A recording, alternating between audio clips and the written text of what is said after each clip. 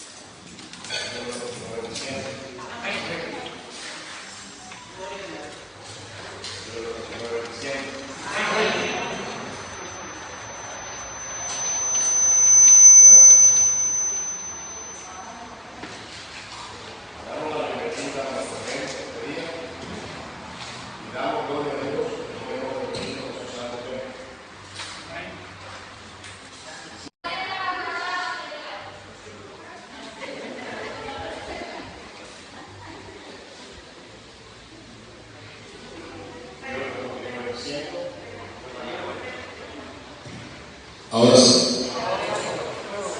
Dios le bendiga abundantemente. Qué bueno que estamos en la casa de Dios. Quiero invitarles a mirar la palabra de Dios en esta hora en el Salmo 51. Vamos a leer los primeros 12 versos.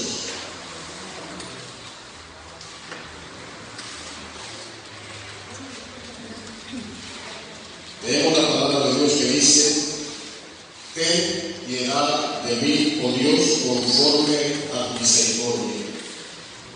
Conforme a la multitud de tus piedades, borra mis rebeliones. Lávame más y más de mi maldad y límpiame de mi pecado. Porque yo reconozco mis rebeliones y mi pecado está siempre delante de mí. Contra ti solo he pecado y he hecho lo malo delante de tus ojos, para que seas reconocido justo en tu palabra y tenido por puro en tu juicio. He aquí en maldad he sido formado y en pecado me concibió mi madre. He aquí tú amas la verdad en lo íntimo y en lo secreto me has hecho comprender sabiduría. Purifica mis ojos y seré limpio. Lávame y seré más blanco que la nieve. Hazme oír gozo y alegría y se recrearán los huesos que has abatido.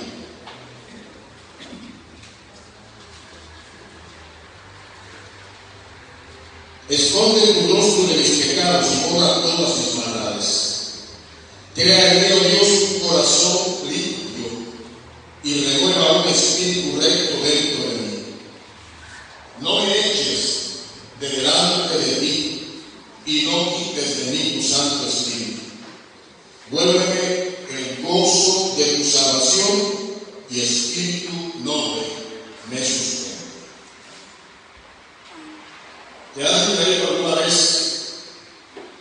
¿Te has descuidado espiritualmente?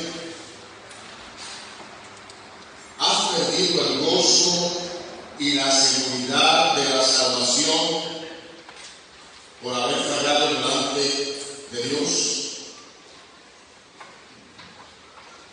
¿Has experimentado el sentimiento de culpa, de vergüenza, de horrenda expectación del juicio de Dios sobre tu vida? Nosotros nos distraemos espiritualmente y nos pasa a todos en algún momento de nuestra vida. Somos seducidos por el mal, somos atraídos por el mal. Y si le damos rienda suelta a nuestra conducta torcida, porque la Biblia llama iniquidad, habla de varios términos que parecen ser iguales, pero tienen su definición: rebelión, iniquidad y pecado. Cuando le damos rienda suelta a esa conducta torcida, el resultado de nuestro ser interior es de amargura, de sequía espiritual y de una horrenda expectación de juicio. Porque cuando hemos experimentado la gloria y la gracia de Dios y hemos tenido experiencias profundas con Dios y la paz, libertad y gozo que Dios da, hemos sido partícipes de ella, podemos hacer la distinción entre una experiencia maravillosa de relación con Dios y la experiencia cuando nos separamos de Dios. Aún cuando Dios permanezca con nosotros, mire, Dios es bueno y hace que su Espíritu Santo nos redarguya, nos convenza de nuestro estado, de nuestra condición, hace que nosotros tengamos la necesidad de arrepentirnos y de restablecer nuestra relación con Dios. De hecho, en el Nuevo Testamento la Biblia dice que el Espíritu Santo convence de pecado, justicia y juicio. Está ahí porque Dios nos ama, porque Dios no quiere que nos perdamos, porque Dios quiere que mantengamos nuestra relación con Él. Y por eso siempre está tratando con nosotros. Pero hay gente creyente que se ha ido descuidando.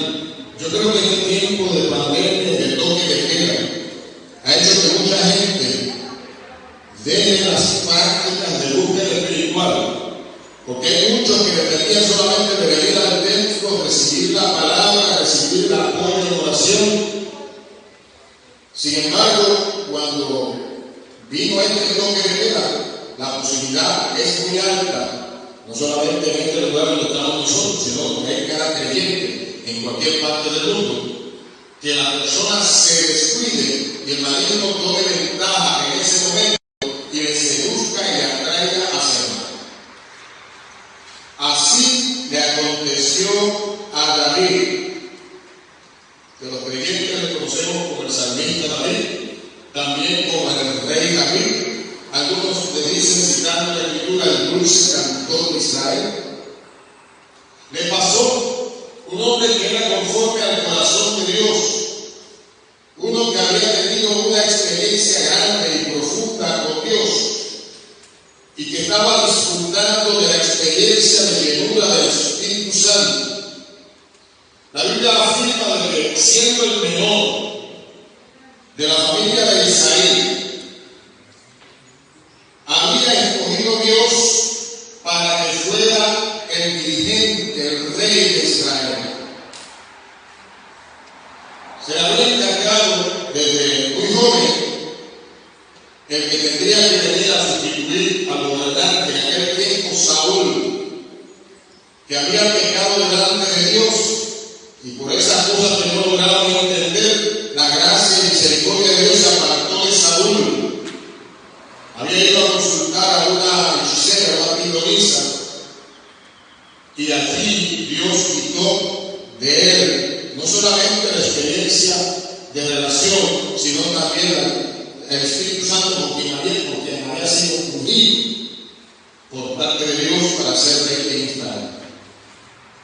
Así que David viene y recibe de parte de Dios un llamamiento, y el profeta Samuel lo ungió con aceite, y la Biblia afirma que desde aquel día en que fue separado para Dios, que fue ungido con aceite por el profeta Samuel, el Espíritu Santo de Dios vino a reposar en la vida de David. Dice el texto en 1 Samuel, capítulo 16, verso 13. Tomó el cuerno de aceite y lo ungió en medio de sus hermanos, y desde aquel día en adelante el Espíritu de Jehová vino sobre David. Se levantó luego Samuel y se volvió a Ramá. Aquel evento maravilloso en la casa de Isaí, en la casa de David, de hecho tuvieron que mandarlo a buscar porque estaba en el campo atendiendo las ovejas. Y luego de haber pasado cada uno de sus hermanos, desde el mayor hasta el penúltimo, Samuel preguntó: ¿y queda algún hombre? Porque Dios me ha indicado que ninguno de ellos es. No ha señalado a ninguno.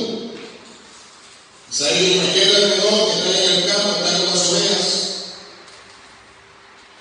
Samuel le dijo: mándenlo a buscar porque no nos vamos a sentar a la mesa hasta que él llegue. Y cuando David llegó, el Espíritu de Dios habla a Samuel y le dice: este es úngelo. Y así lo hizo.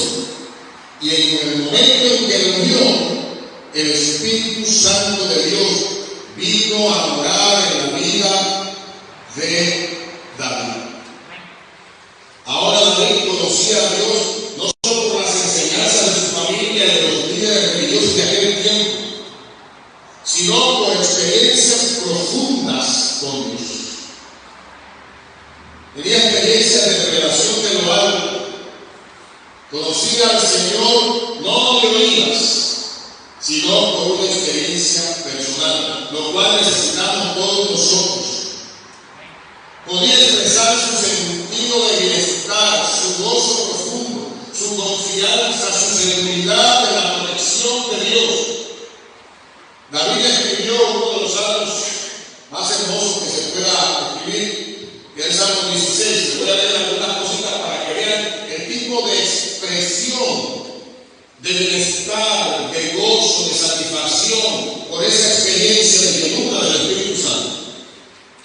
El verso 2 dice, él, oh alma mía, dijiste a Jehová, tú eres mi Señor, no hay para mí bien fuera de ti.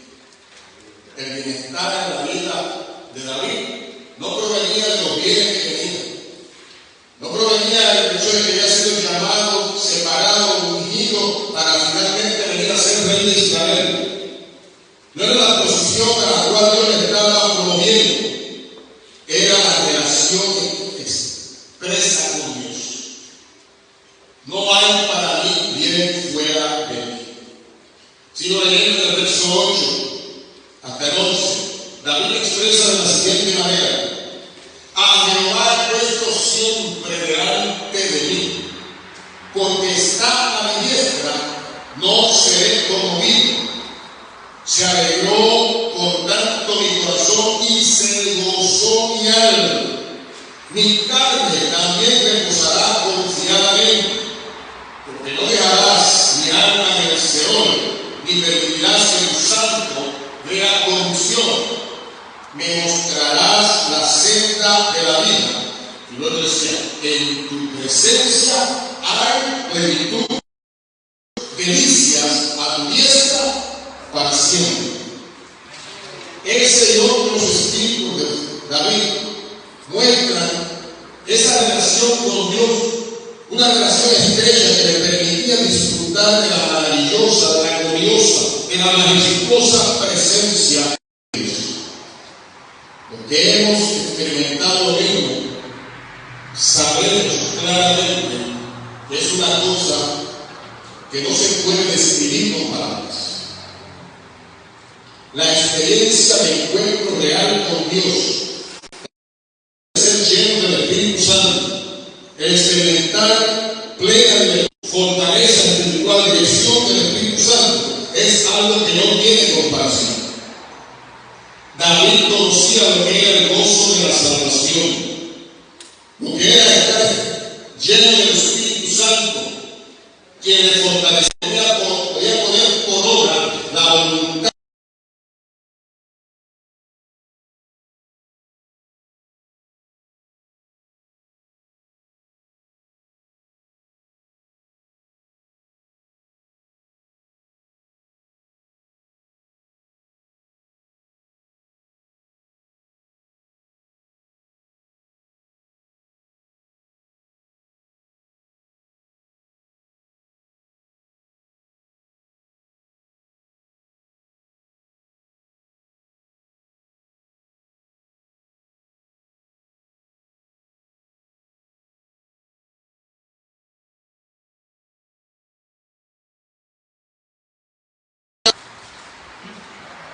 Tengo que decir que todos nosotros debemos cuidar nuestra salvación como no lo tenemos, como afirma la Escritura. Debemos guardar nuestra relación con Dios. Debemos procurar mantenernos en esa búsqueda espiritual, de modo que no nos descuidemos hasta el punto de errar al blanco, de fallar, de dar rienda suelta a la naturaleza pecaminosa.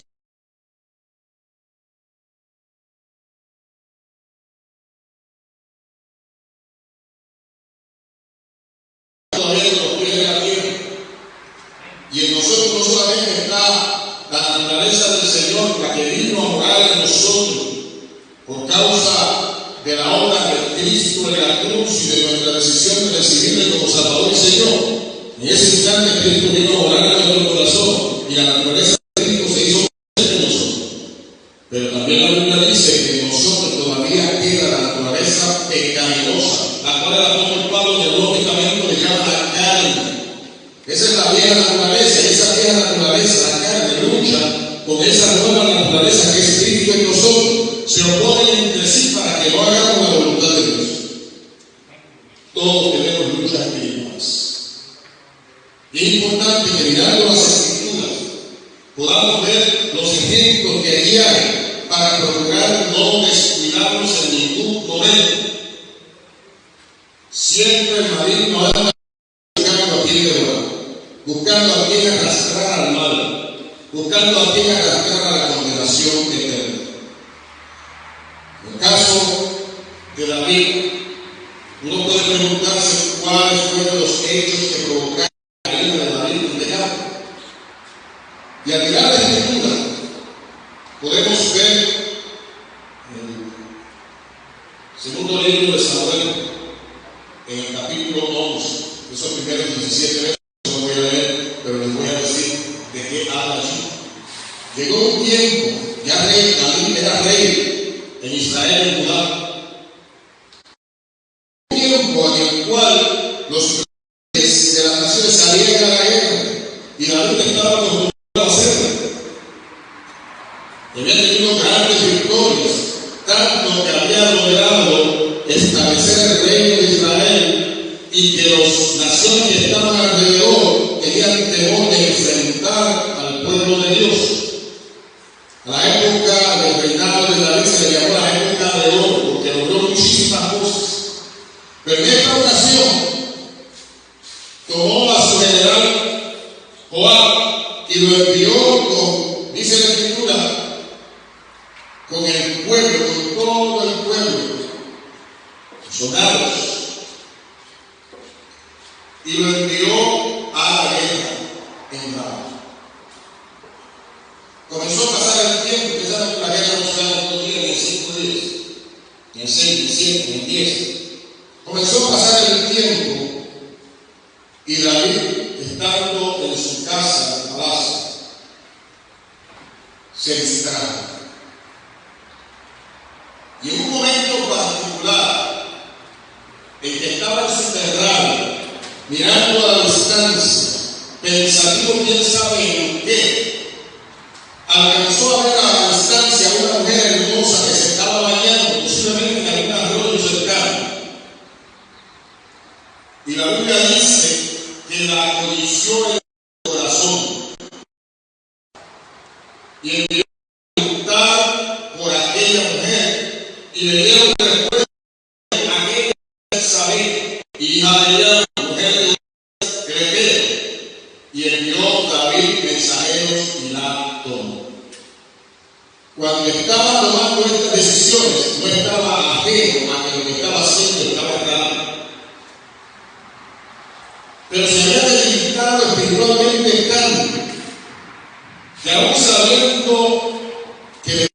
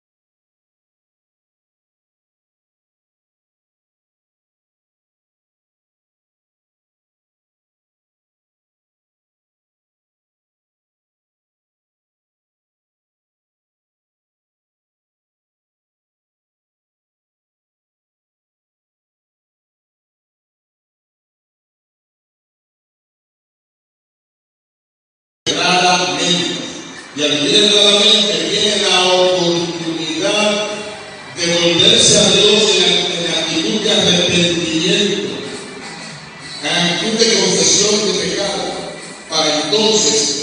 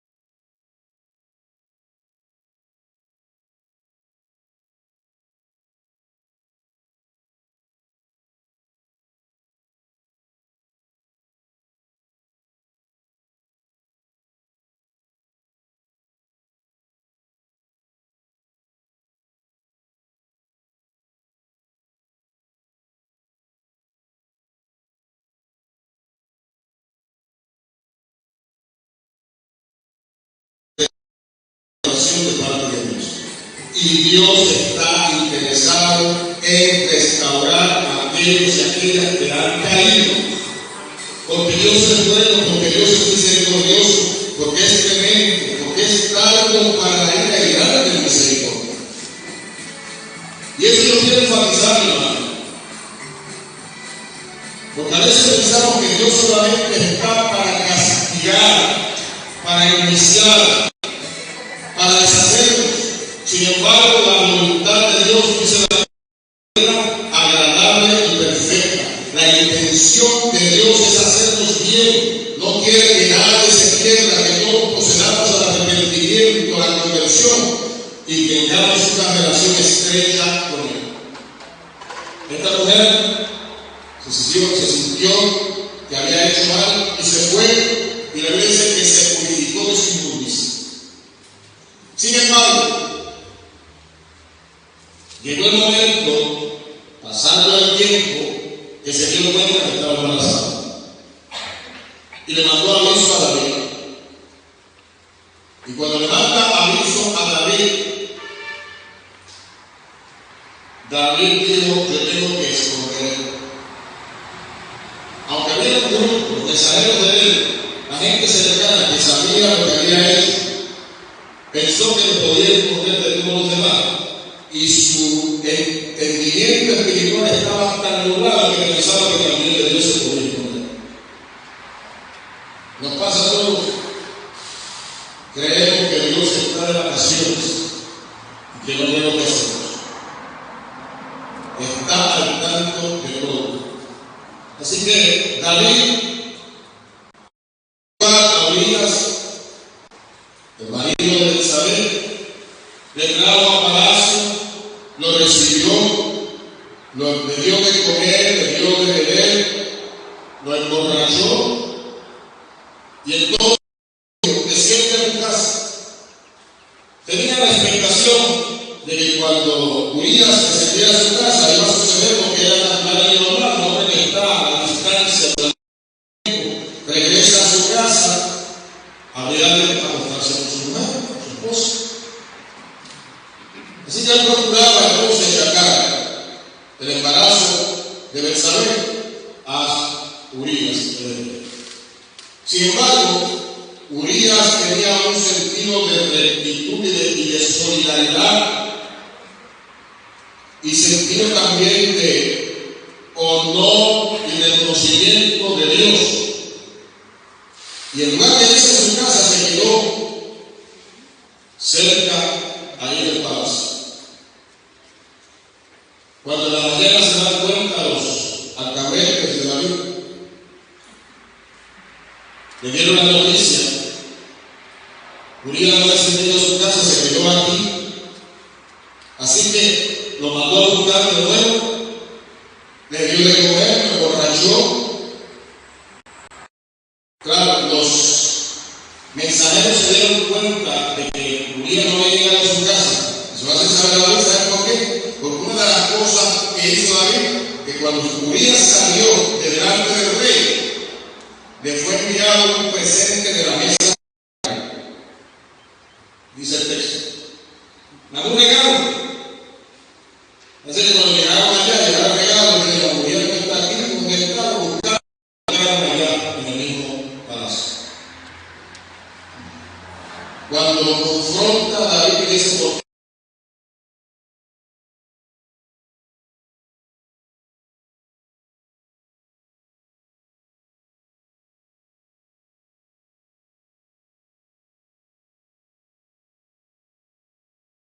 Bajo bienes, y había yo de ir a mi casa y estar con mi mujer. No voy a hacer tal cosa. Así que esta vez David se inventó otra manera de pecar y de fallar. Primero era adulterio y fornicación. Ahora en su mente se cuajó la idea de matar al marido de Betsabé. Un pecado arrastra a otro pecado cuando no se confiesa y no hay arrepentimiento. Es como una bola de nieve. En Puerto Rico no tenemos nieve, pero sabemos que en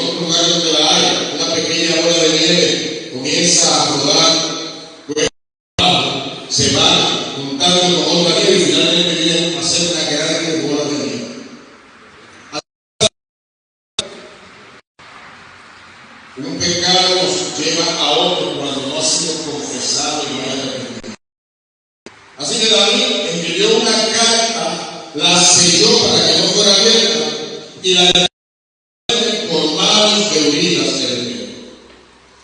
En términos generales, para hacerlo más sencillo, la Biblia lo que dice es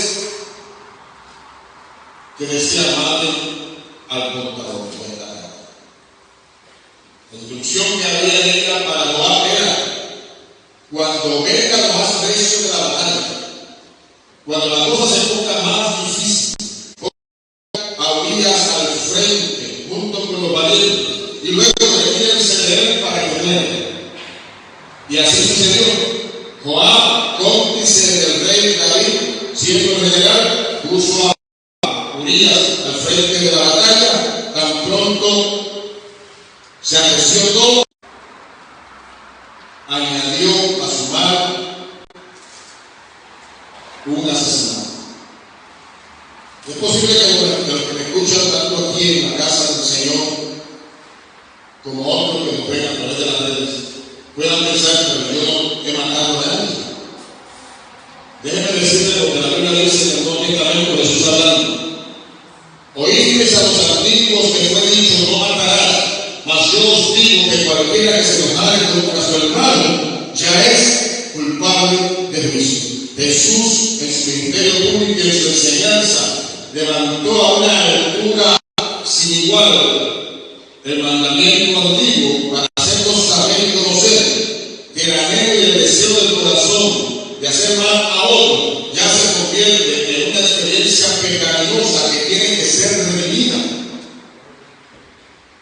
Y nosotros podemos entrar en ese tipo de pensamiento, desearle mal a otro, cuando nos descuidamos espiritualmente, y eso nos lleva a pecar contra Dios y sobre todo a tratar de ocultarlo.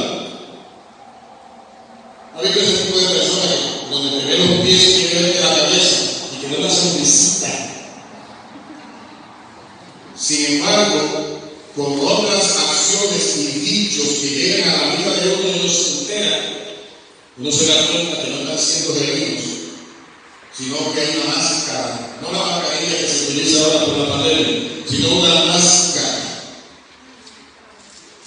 para no mostrar quiénes son realmente.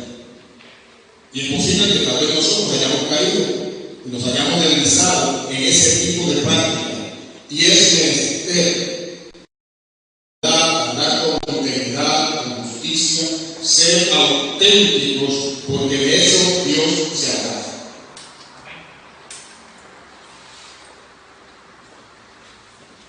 David sabía que aunque trataba de ocultar su pecado, delante de los ojos de Dios estaban abiertos. No había manera de esconderse. Oigan bien, así fue en su tiempo y así todavía, porque Dios sigue siendo Dios y será Dios. Todo lo sabe, todo lo ve, todo lo entiende, conoce nuestro pasado, presente y futuro. ¿Se ocultará escondido que yo no veo? No lleno yo, dice Jehová, el cielo y la tierra. Salmo 139, que aunque no es una declaración de cariño de Dios, sino por el contrario, ver cómo el cuidado y protección de Dios está sobre de una persona que cree en el Señor y que le sirve. Allí se describe también a David, allí se describe ese cuidado que tiene la intención de bendecirnos a pesar de nuestra pecaminosidad, quiere alcanzarnos, quiere restaurarnos en nuestra relación con Él. Esa es su intención. Por eso debemos venir a Él confiadamente. Podemos acercarnos, no con la expectación de juicio que hay en nosotros en el tiempo en que nos hemos arrepentido y estamos ocultando nuestro mal, sino en la confianza y seguridad de que si venimos a Él, habrá de recibirnos. ¿Saben cómo decía David? Ese Salmo 139 dice: oh Jehová, tú me has examinado y conocido.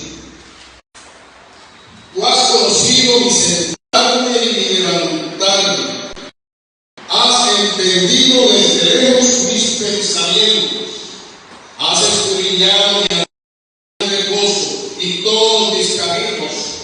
son conocidos, pues aún no está la palabra de mi lengua, y aquí, oh Jehová, tú la sabes toda. Y miren esta maravillosa que son conocidos. Te trae delante de novedad que sobre mí pusiste tu mano. Tal conocimiento es demasiado alto para mí. Si subiera a los cielos,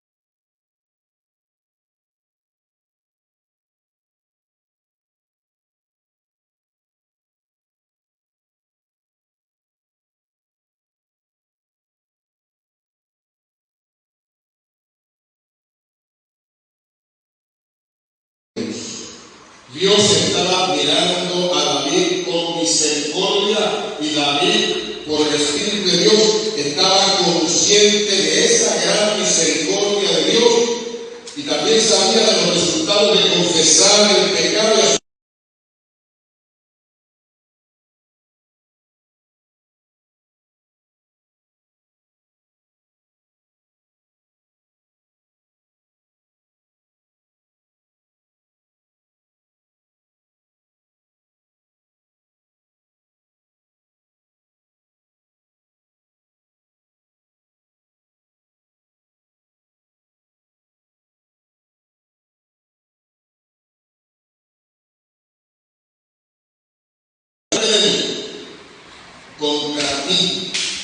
Contra ti solo he pecado y he hecho lo malo delante de tus ojos, para que seas reconocido, justo en tu palabra y tenido por puro en tu juicio.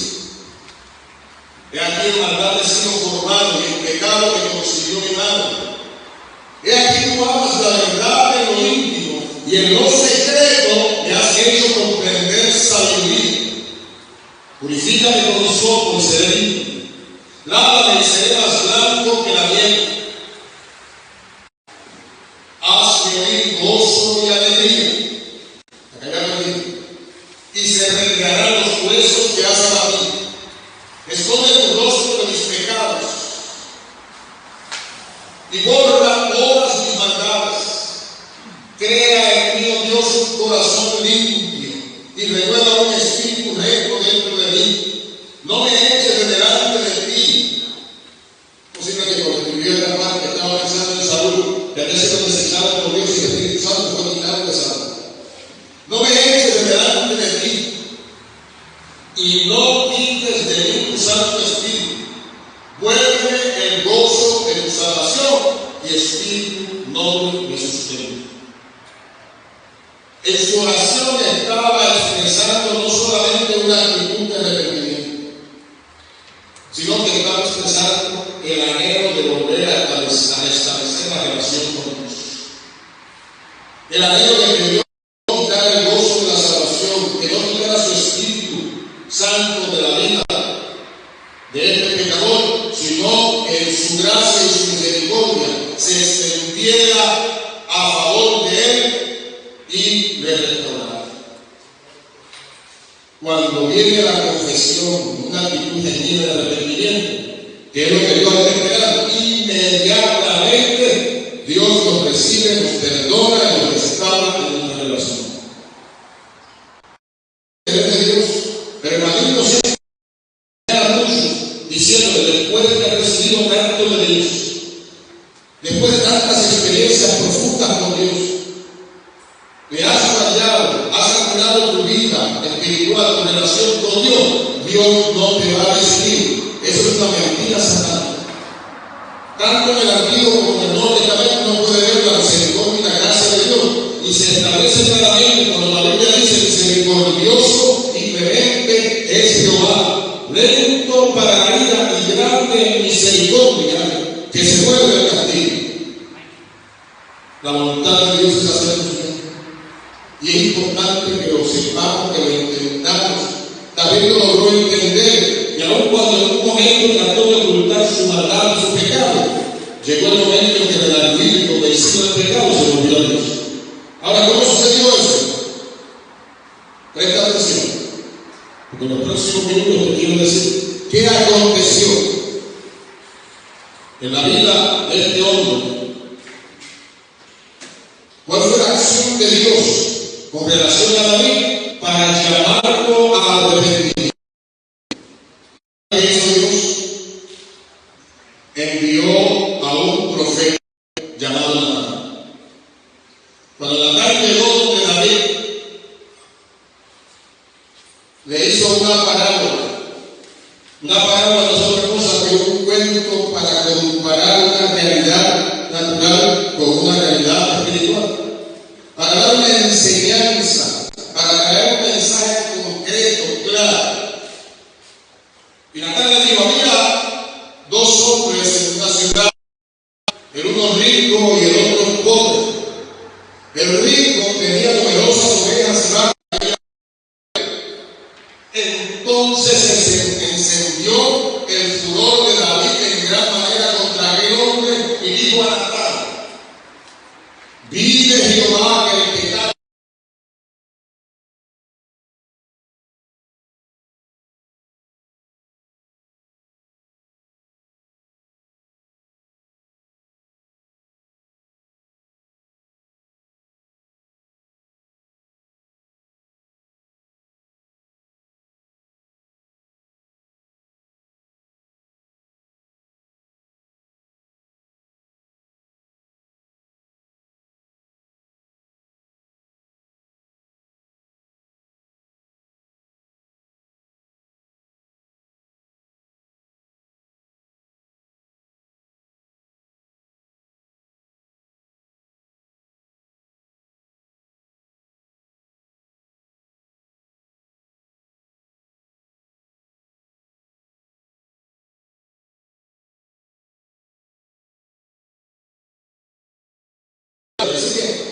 esta cordería. Entonces hace referencia a la ley y decía que el que tal se tiene que devolverlo en 4 años. Y una vez expresó su juicio, hizo la declaración, entonces Natán le habló y le dijo, tú eres aquel hombre. Así ha dicho Jehová, Dios de Israel, yo te ungí por rey sobre Israel, el rey de la mano de Saúl, y te di la casa de tu Señor y las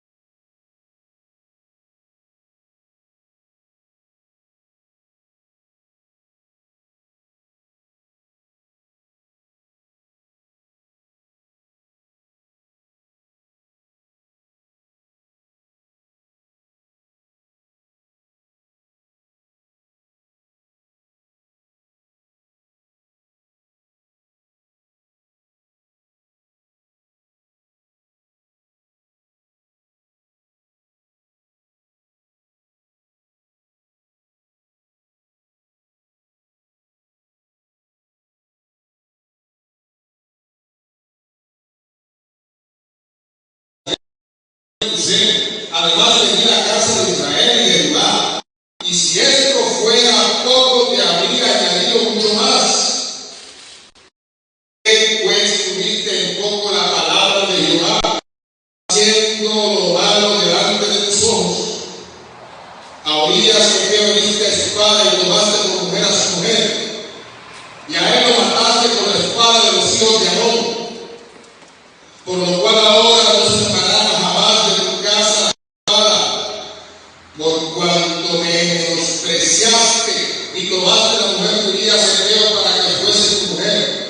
Así ha dicho Jehová: he aquí yo haré levantar el mal sobre ti de tu misma casa, y la tarea de tu prójimo, el cual yacerá con tu cabeza a la vista del sol, porque tú lo hiciste en secreto, mas yo haré esto delante de todo Israel a pleno sol. Entonces dijo David: pequé contra Jehová. Y Natán dijo a David: también Jehová ha redimido tu pecado, no morirás. La Biblia dice que todo lo que el ser humano sembrará, eso también se cosechará. Tú siembras para la vieja naturaleza pecaminosa, de la vieja naturaleza pecaminosa, la carne, segará corrupción, pero si ciega para el espíritu segará vida eterna, dice el Nuevo Testamento. David tuvo las consecuencias. Estaba siendo castigado por parte de Dios. Sin embargo, se restableció la relación con Dios. Y en lugar de Dios exterminarlo y condenarlo, él reconoció y dijo: pequé contra Jehová. Y entonces el profeta, ungido por Dios, le habló y le dijo: también Jehová ha redimido tu vida, no morirás.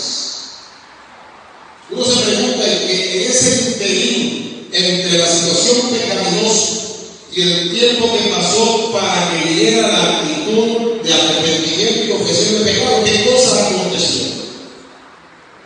El Salmo 32 nos da pistas, aunque algunos eruditos dicen que no es de David, otros dicen que es de David. Yo no veo con eso el libro lógico, que a mí me parece que sí, porque tiene una actitud de arrepentimiento que es semejante a la del Salmo 51.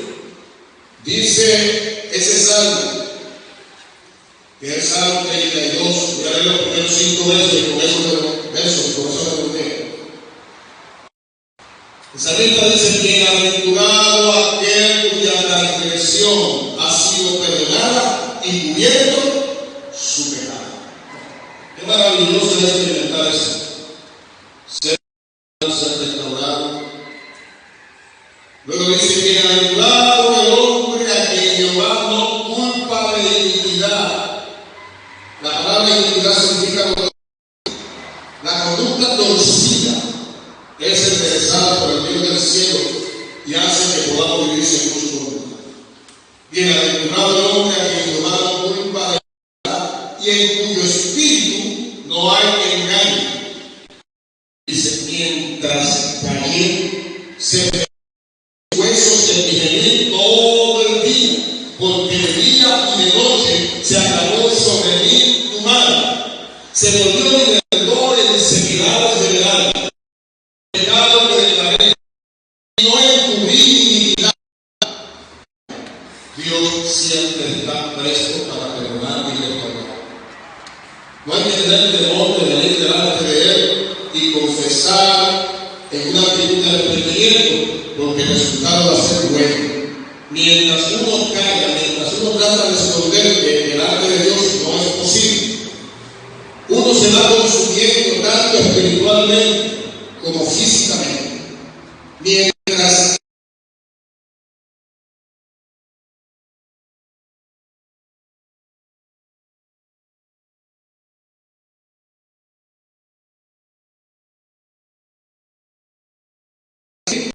por causa de su pecado y ha experimentado el gozo de la salvación, la llenura del Espíritu Santo, puede comparar claramente el estado de bendición y el estado de maldición cuando hay situaciones pecaminosas. ¿Qué es lo único que uno puede hacer? volverse al Dios amante que nos quiere perdonar y restaurar. Se volvió mi deudor en sequedades de real, se estaba secando, se había secado espiritualmente. Pero luego dice: mi pecado me declaré, no encubrí mi iniquidad, y tú perdonaste la maldad de mi pecado. Los resultados de intentar encubrir el pecado son nefastos, desastrosos, pero los resultados de confesar el pecado con una actitud de arrepentimiento son maravillosos. Porque Dios, que está con los brazos abiertos para recibirnos, recibe los perdones y los restaura.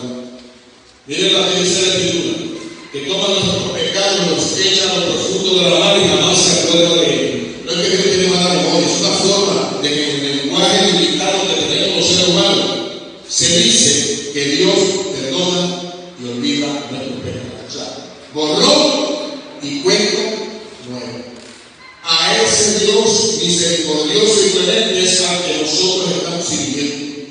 Por eso no debemos tener temor en pedir delante de Él, para hallar el perdón y la restauración, para hallar que nos ponga nuevamente en una posición de victoria y bendición contra el pecado, contra el maligno y contra la condenación eterna. David experimentó la gracia, misericordia y poder de Dios. Su vida fue restaurada. Nosotros también podemos ser restaurados. Si hubiese alguna persona que necesita restablecer su relación con Dios, mire, lo puede hacer en el secreto con Dios. No tiene que ser nada público. Hable con Dios ahí. Si alguno quisiera tener que confesar porque necesita ayuda y guianza y dirección espiritual, y encuentra que lo puede compartir con alguien, busque a alguien de confianza y de integridad.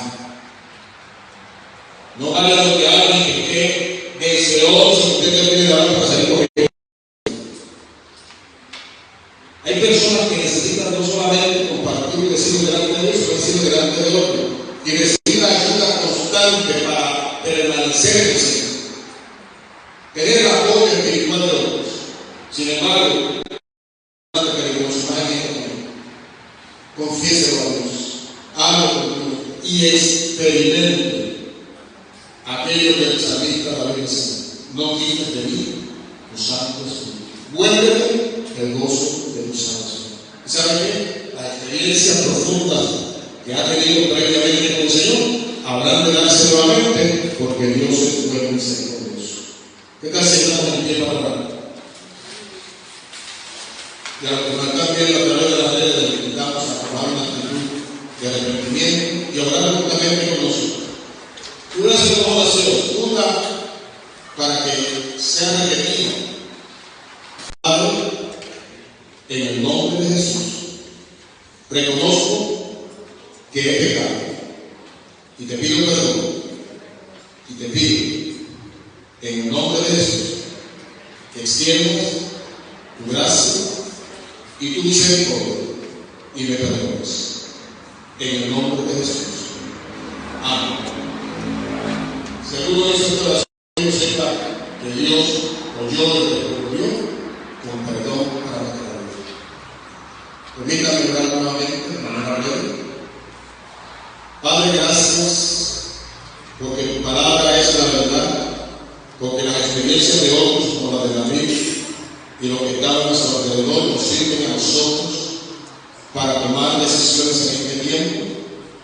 Y te damos gracias porque esa palabra no vuelve atrás vacía, sino que hace aquello para lo que fue enviada.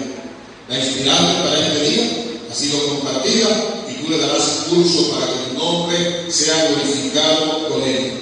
A ti sea dada toda gloria, honra y alabanza en el nombre de Jesús. Amén. Amén. Vamos a dar continuidad a nuestro culto y damos gracias a Dios.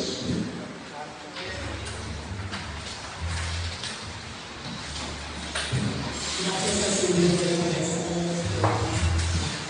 de la gloria de nuestro corazón en la mañana.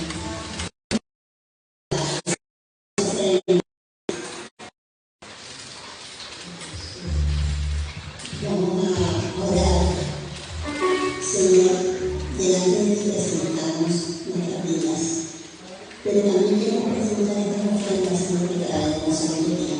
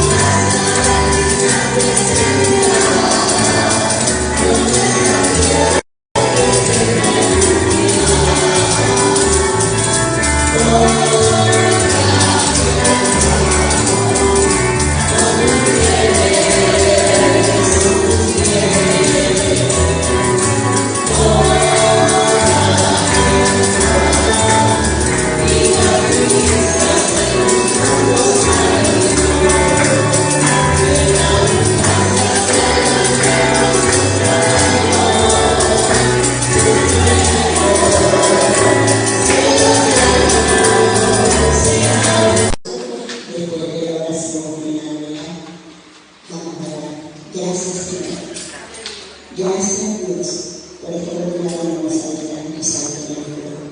De volver a reunirnos, de volver a vernos, Señor amado. Y como una vez para Señor, para todos mis hermanos, Señor amado. Permíteme, Dios amado, que tú pongas el destino, Señor amado, en aquellos que no pueden estar, ya sea por indiferencia, sea por enfermedad, sea por cualquier situación, que no Señor amado te muevas en medio de su vida. Gracias, Señor. Nos vamos aquí y aquí, Señor, de este lugar, pero en tu presencia. Sigue con nosotros y